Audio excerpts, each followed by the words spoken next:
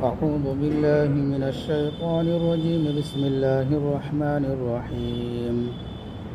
اقتربت الساعة وانشق القمر وإن يروا آية يعرضوا ويقولوا سحر مستمر وكذبوا واتبعوا أهواءهم وكل أمر مستقر وَلَقَدْ جَاءَهُم مِّنَ الْأَنبَاءِ مَا فِيهِ مُزْدَجَرٌ حِكْمَةٌ بَالِغَةٌ فَمَا تُغْنِ النُّذُرُ.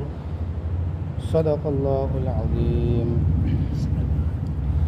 اللہ رب العزت کا بے انتہا فضل و کرم، بڑا احسان ہوا کہ اللہ رب العزت نے ہم سب کو ایک اہم فریضہ عشاء کی نماز جماعت کے ساتھ ادا کرنے کی توفیق عطا فرمائی، اور اسی طریقے سے اللہ رب العزت نے ہم سب کو تھوڑی دیر بیٹھ کر قرآن مجید کی مختصر تفسیر سننے کا موقع نصیب فرمایا.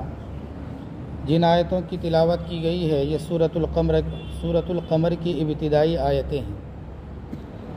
یہاں سے سورۃ القمر شروع ہو رہا ہے، ایک نئی سورت ہے. اس سے پہلے جس سورت کی تکمیل ہوئی اس کا نام سورۃ النجم تھا. سورہ قمر جو ہے مکی سورت ہے، یعنی ہجرت سے پہلے نازل کی گئی ہے، اور سورہ قمر کے اندر جو ہے 55 آیتیں ہیں اور 3 رکوع ہیں. سورہ قمر، اس کا نام قمر اس لیے رکھا گیا ہے، قمر کے معنی چاند کے آتے ہیں. قمر کے معنی کیا ہیں؟ چاند کے آتے ہیں. اس سورت کی ابتدائی یعنی پہلی ہی آیت کے اندر چاند کا تذکرہ آیا ہے. اس بنیاد پر اس سورت کا نام سورۃ القمر رکھ دیا گیا ہے، اور چاند کے واقعے کو بھی بیان کیا گیا ہے. اللہ رب العزت ارشاد فرماتے ہیں، بسم اللہ الرحمن الرحیم. شروع کرتا ہوں اللہ کے نام سے جو بڑا مہربان اور نہایت رحم کرنے والا ہے. اقتربت الساعۃ وانشق القمر. قیامت قریب آ چکی ہے اور چاند 2 ٹکڑے ہو گئے. سب سے پہلے جملے کے اندر اللہ رب العزت نے قیامت کے تذکروں کو بیان فرمایا کہ قیامت قریب آ چکی ہے. مشرکین مکہ جب بھی ان کو بتلایا جاتا تھا، سمجھایا جاتا تھا، ان کو راہ راست پر لانے کی دعوت دی جاتی تھی، تو یہ مطالبہ کرتے تھے کہ ہم جو نافرمانی کر رہے ہیں ہمیں عذاب کب ہونے والا ہے، قیامت کب آنے والی ہے. اللہ رب العزت نے جو ہے سورۃ النحل کی ابتدائی یعنی پہلی آیت کے اندر بیان فرمایا، اتی امر اللہ فلا تستعجلوہ سبحانہ وتعالی عما یشرکون. اللہ کا حکم آ چکا ہے، اس کے بارے میں جلدی نہ مچاؤ. اللہ کی ذات جو برتر ہے وہ پاک ہے ان چیزوں سے جس کو یہ مشرک لوگ شریک ٹھہراتے ہیں. تو امر اللہ یعنی اللہ کا حکم آ چکا ہے. اس آیت کے اندر دونوں چیزیں مراد ہیں. بعض مفسرین نے لکھا ہے کہ اس سے وہ بھی مراد ہے دنیا کا عذاب، اور اس سے جو ہے آخرت کا عذاب بھی کیا ہے مراد ہے. یعنی جس چیز کی یہ جلدی مچا رہے ہیں، جس عذاب کا یہ مطالبہ کر رہے ہیں وہ بہت جلد آنے والا ہے، اس کے اندر کوئی تاخیر نہیں ہے. اور اسی طریقے سے جو ہے سورۃ الانبیاء کی سب سے پہلی آیت کے اندر بھی بیان فرمایا گیا، اقترب للناس حسابهم وهم فی غفلۃ معرضون، کہ لوگوں کے لیے ان کا حساب قریب آ چکا ہے، لوگ جو ہے غفلت میں پڑے ہوئے ہیں اور اعراض کر رہے ہیں. یعنی اس آیتوں کے اندر بھی یہ پیشین گوئی دی گئی کہ قیامت بالکل قریب آ چکی ہے. جیسا کہ کل بھی بیان کیا گیا تھا کہ محمد الرسول اللہ صلی اللہ علیہ وسلم کی تشریف آوری اور آپ کا آخری نبی بن کر آنا یہ سب سے بڑی نشانی ہے کہ جو ہے قیامت بالکل قریب آ چکی ہے. اور اللہ کے رسول صلی اللہ علیہ وسلم نے فرمایا تھا کہ میں اور قیامت کی مثال ایسی ہے جیسے جو ہے یہ 2 انگلیاں آپس میں قریب ہیں، کہ دونوں کے درمیان کوئی زیادہ فاصلہ نہیں ہے کہ بیچ کی انگلی اور شہادت کی انگلی اتنا قریب یعنی قیامت ہے. یعنی قیامت بالکل قریب آ چکی ہے، قریب ہے اور آنے والی ہے. اسی طریقے سے ایک موقع پر اللہ کے رسول صلی اللہ علیہ وسلم نے قیامت کے تعلق سے صحابہ کے سامنے بیان فرمایا کہ جو ہے دن ختم ہونے کے قریب آ چکا ہے، سورج غروب ہونے والا ہے، اور سورج غروب ہو کر سورج کا اکثر حصہ غروب ہو چکا ہے، صرف تھوڑا سا حصہ کیا ہے غروب ہونے کے لیے باقی ہے. اللہ کے رسول نے فرمایا کہ جو حصہ غروب ہونے کے لیے باقی ہے اب اتنا ہی وقت رہ گیا ہے، یعنی قیامت آنے والی ہے. تو گویا کہ قیامت بالکل قریب آ چکی ہے، قیامت آنے والی ہے۔ اس سے پہلے جو ہے سورۃ النجم کے اندر بھی کہا گیا تھا کہ ازیفۃ العازفہ جو ہے، اس کے اندر بھی بتایا گیا تھا قیامت کا تذکرہ ہے کہ یعنی قیامت بالکل قریب آنے والی چیز قریب آ گئی، یعنی قیامت جو ہے بالکل قریب آ چکا ہے۔ اس کے اندر بھی یہی کہا گیا ہے کہ اقتربت الساعہ، کہ قیامت جو ہے قریب آ چکی ہے۔ وانشق القمر، اور چاند دو ٹکڑے ہو گئے۔ دوسرے جملے کے اندر جو ہے چاند کے دو ٹکڑے کا، چاند کے شق ہونے کا تذکرہ بیان فرمایا گیا ہے۔ یہ صورت مبارکہ اس وقت نازل ہوئی کہ ہجرت سے 5 سال پہلے اللہ کے رسول صلی اللہ علیہ وسلم مینا کے اندر تھے۔ ہجرت سے 5 سال پہلے اللہ کے رسول صلی اللہ علیہ وسلم کہاں تھے؟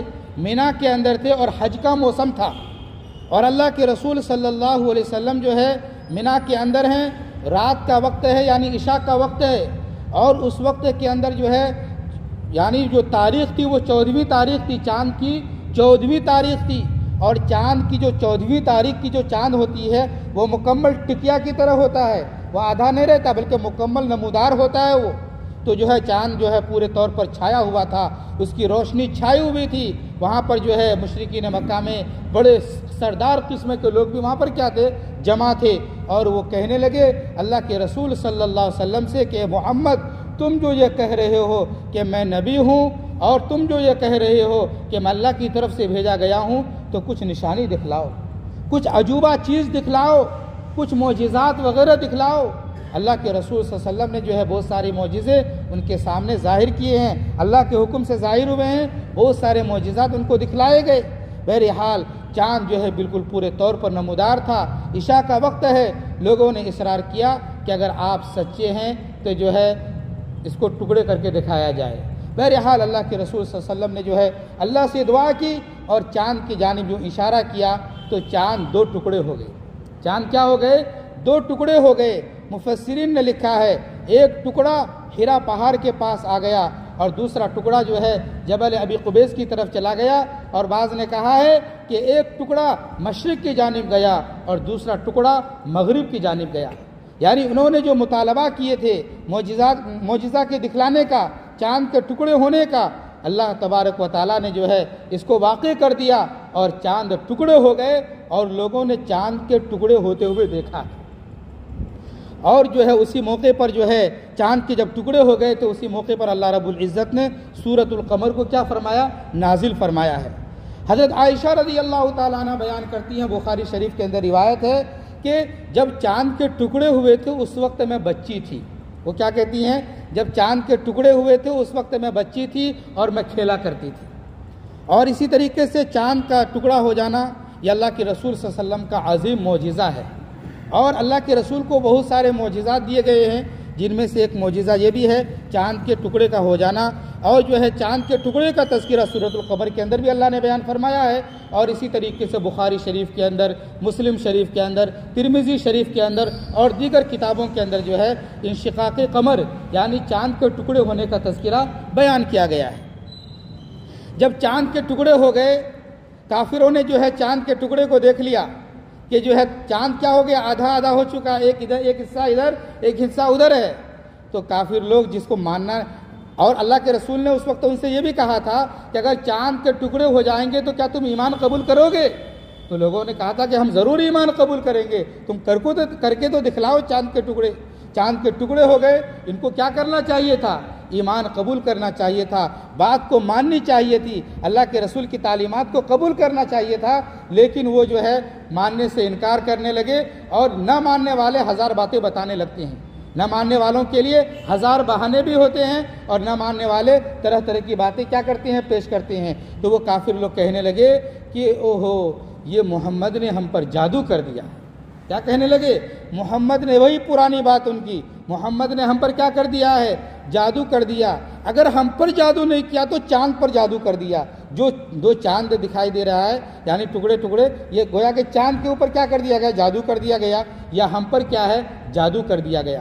تو واضح طور پر کفار مکہ نے، ان کے سردار قسم کے لوگوں نے چاند کے ٹکڑے کو دیکھا، یعنی اس معجزے کو دیکھا، لیکن بعض لوگ اس میں کم قسم کے ہٹ دھرم تھے، بعض لوگ جو اعلیٰ قسم کے ہٹ دھرمی کرنے والے، سرکشی کرنے والے، تکبر کرنے والے تھے، جن کی زبان پر یہ تھا کہ جو ہے محمد نے ہم پر کیا کر دیا ہے، جادو کر دیا ہے۔ لیکن جو ادنا قسم کے جو ہے شرک کرنے والے اور ادنا قسم کے جو تکبر کرنے والے تھے، ان کافروں نے کہا کہ دیکھو اگر محمد نے جادو کیا ہوگا تو ہم ہی لوگوں تک جادو کیا ہوگا، پوری دنیا پر تو جادو نہیں کیا ہوگا۔ اس لیے جو قافلے ہمارے تجارتی قافلے دور گئے ہوئے ہیں وہ ہمارے درمیان آ جائیں، وہ جماعتیں ہمارے پاس آ جائیں تو ہم ان سے بھی پوچھ لیں گے کیا انہوں نے چاند کے 2 ٹکڑے کو دیکھا یا نہیں دیکھا۔ اگر وہ بھی کہہ دیں تو پھر اس کے اندر حقانیت ہے۔ کچھ لوگوں نے جو ایسا بھی کہا تو بہرحال جو ہے لوگوں نے کہا کہ ٹھیک ہے، اس کے بارے میں بھی دریافت کی جائے۔ تو چند قافلے جو ہے وہاں جو گئے ہوئے تھے وہ آئے اور ان سے جو ہے ان لوگوں نے پوچھا کہ کیا تم نے چاند کے ٹکڑے کو دیکھا ہے؟ ان لوگوں نے کہا ہم نے چاند کے 2 ٹکڑے کو دیکھا ہے، ایک ٹکڑا مشرق کی جانب ہے، دوسرا ٹکڑا کیا ہے، مغرب کی جانب ہے۔ لوگوں نے جو ہے اس کی تصدیق کی، جو ہے قافلوں نے اس کی تصدیق کی۔ ان کو جو ہے مان لینا چاہیے، لیکن جو ہے اکثر کچھ لوگوں نے ایمان قبول کیا اس نشانی کو دیکھ کر، لیکن جو ہے کچھ لوگ جس کے مقدر کے اندر ایمان نہیں تھا وہ ہٹ دھرمی کرنے لگے اور وہ کہنے لگے کہ یہ کیا ہے، جادو ہے۔ بہرحال یہ اللہ کے رسول صلی اللہ علیہ وسلم کا عظیم معجزہ تھا۔ قافلے والوں نے، باہر جو قافلہ تھا انہوں نے بھی اس کی تصدیق کی ہے۔ اور اس وقت ہندوستان کا ایک مہاراجا تھا جس کے تعلق سے نام کے بارے میں آتا ہے کہ ان کا نام مالیبار تھا۔ ان کے بارے میں آتا ہے کہ ہندوستان کا اس زمانے کے اندر مہاراجا تھا۔ وہ مہاراجا کہاں تھا؟ بعض مفسرین نے لکھا ہے کتابوں کے اندر کہ جو ہے یہ بھوپال کا رہنے والا مہاراجا تھا۔ کہاں کا مہاراجا تھا؟ بھوپال کا رہنے والا، MP کا رہنے والا کیا تھا؟ وہ مہاراجا تھا۔ اس نے جو ہے اس چاند کے ٹکڑے کو دیکھا ہے۔ بتایا جاتا ہے کہ وہ مہاراجا رات کے وقت، آدمی تو بار بار آسمان کی طرف دیکھتا نہیں ہے، بلکہ اس کے بارے میں آتا ہے کہ وہ بار بار شام کے وقت کیا کرتا تھا، رات کے وقت چاند کی چاندنی کو دیکھتا تھا اور اسی طریقے سے جو ہے ستاروں کو اس کو دیکھنے کی عادت تھی۔ ایک دن اچانک ایسا ہوا کہ اس مہاراجا نے جب چاند کو دیکھا تو چاند ٹکڑے ہو گئے اور وہ خوف کھانے لگا اور اپنے لوگوں سے کہہ دیا کہ جو ہے مجھے چادر اڑا دو، مجھے خوف محسوس ہو رہا ہے۔ لوگوں نے کہا کہ تمہیں کیا تکلیف ہو گئی، کیا پریشانی ہو گئی کہ تم جو ہے چادر کا مطالبہ کر رہے ہو؟ اس نے کہا کہ میں بعد میں بتاؤں گا، مجھے جو ہے چادر اڑائی جائے۔ پھر انہوں نے کہا کہ چاند کے ساتھ کچھ ہو گیا ہے، چاند جو ہے 2 ٹکڑے ہمیں نظر آ گئے، چاند کے ساتھ کچھ حادثہ ہو گیا ہے۔ اس نے اس بات کو اظہار کر دیا اس مہاراجا نے۔ بہرحال اس نے چاند کے ٹکڑے کو دیکھا۔ اس کے بعد کچھ دنوں کے بعد ان کو اس بات کا علم ہو گیا کہ ایک نبی آئے ہیں اور مکے کے اندر جو ہے ان کا یہ معجزہ ظاہر ہوا تھا، اور یہ قرآنی آیات جب ان تک پہنچی ہے تو جو ہے یہ چاند کے ٹکڑے کو دیکھنا جو ہے اس کی حقانیت جب اس تک پہنچی ہے تو یہی اس کے اسلام کے قبول کرنے کا کیا بن گیا، ذریعہ بن گیا ہے۔ گویا کہ معجزہ شق القمر یعنی چاند کے ٹکڑے کے معجزے سے جو ہے ہندوستان کا مہاراجا جس کا نام مالیبار کہا جاتا ہے، اس نے اسی معجزے کو دیکھ کر کیا کیا ہے، ایمان کو قبول کیا ہے۔ تو اللہ رب العزت ارشاد فرما رہے ہیں اقتربت الساعۃ وانشق القمر، قیامت قریب آ چکی ہے اور چاند ٹکڑے ہو گئے۔ یہ معجزہ شق القمر جو ہوا تھا اسی کو اللہ نے بیان کر دیا کہ چاند کیا ہو گئے، ٹکڑے ہو گئے۔ اور چاند کا ٹکڑا کر کے دکھلا دینا، معجزہ کا ظاہر کر دینا، یہ اس بات کی نشانی ہے کہ جو ہے کل کے دن جو ہے یہ جو ہے زمین بھی ختم ہو جائیں گی، آسمان بھی ختم ہو جائیں گے، یہ پہاڑ اپنی جگہ سے کیا ہو جائیں گے، ہٹ جائیں گے، کوئی چیز باقی رہنے والی نہیں۔ گویا کہ یہ معجزہ اس بات کی بھی نشاندہی کر رہا ہے کہ ایک دن یہ نظام درہم برہم ہونے والا ہے۔ آگے اللہ رب العزت ارشاد فرماتے ہیں وَإِن يَرَوْا آيَةً يُعْرِضُوا وَيَقُولُوا سِحْرٌ مُسْتَمِرٌ، اور ان کا حال یہ ہے کہ جب انہوں نے ان نشانیوں کو دیکھا تو اس سے اعراض کرنے لگے، اس سے منہ پھیرنے لگے، اس کا انکار کرنے لگے۔ وَيَقُولُوا، اور کہنے لگے سِحْرٌ مُسْتَمِرٌ، یہ چلتا ہوا جادو ہے، یہ چلا ہوا جادو ہے، یہ وہ جادو ہے کہ جو عام طور پر جادو کر دیا جاتا ہے پھر جادو کا اثر ختم ہو جاتا ہے، یہ بھی ایک جادو ہے جو ہم پر ظاہر کیا گیا ہے، اس کا اثر بھی کیا ہو جائے گا، ختم ہو جائے گا۔ تو کافر لوگ اعراض کرنے لگے اس نشانی کو دیکھ کر اور کہنے لگے کہ یہ چلتا ہوا کیا ہے، جادو ہے۔ وَكَذَّبُوا وَاتَّبَعُوا أَهْوَاءَهُمْ وَكُلُّ أَمْرٍ مُسْتَقِرٌ، اور ان لوگوں نے اس کو جھٹلایا، اس معجزے کو دیکھ کر بھی انہوں نے کیا کیا، اس کو جھٹلایا۔ وَاتَّبَعُوا أَهْوَاءَهُمْ، اور انہوں نے اپنی خواہش کی پیروی کی، اپنی خواہش کی کیا کی ہے؟ پیروی کی ہے۔ وَكُلُّ أَمْرٍ مُسْتَقِرٍ، اور ہر امر طے شدہ ہے، اور ہر امر کیا ہے؟ طے شدہ ہے۔ یعنی اے مشرکین مکہ، تم نے اپنی آنکھوں سے جو ہے اس معجزے کو دیکھ کر اس کا انکار کیا ہے، تم اس کو جھٹلا رہے ہو، اپنی خواہش کی پیروی کر رہے ہو۔ ہر امر طے شدہ ہے، ہر حکم جو ہے طے شدہ ہے۔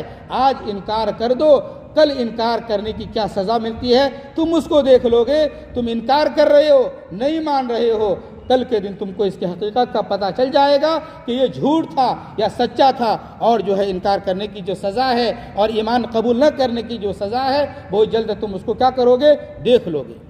پھر آگے بیان فرمایا گیا وَلَقَدْ جَاءَهُم مِّنَ الْأَنبَاءِ مَا فِيهِ مُزْدَجَرٌ، اور ان کے پاس ماضیہ، اور ان کے پاس سابقہ، اور ان کے پاس گزشتہ امتوں کی جو ہے خبریں، واقعات ان کے پاس آئی ہیں۔ واقعات کیا ہے؟ ان کے پاس آئی ہیں جس کے اندر زجر ہے، جس کے اندر نصیحت ہے، جس کے اندر عبرت ہے کہ ان واقعات سے آدمی سدھر جائے۔